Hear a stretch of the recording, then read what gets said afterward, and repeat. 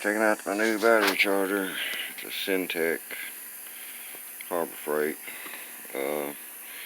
50, 10, and 2. Right there.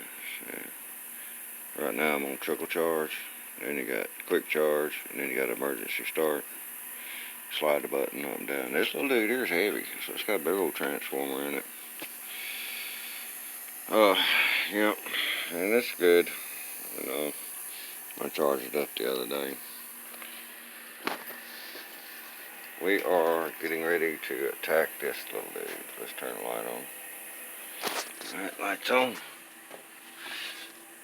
Alright, I thought the light was on. There we go. Alright, lights on.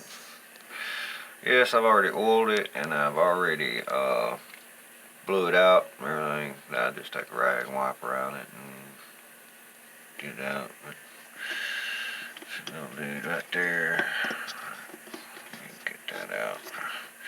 Deal with that. Let's look at it real good. Gray is what you go for your signal. Gray is what runs the pump itself. Then the other one is the float. You know. Alright, that one we squeeze this right here. Same thing with this one. And then this one we squeeze it together on the two flat spots right there. So we have to get this one out of the way and then get this one out of the way.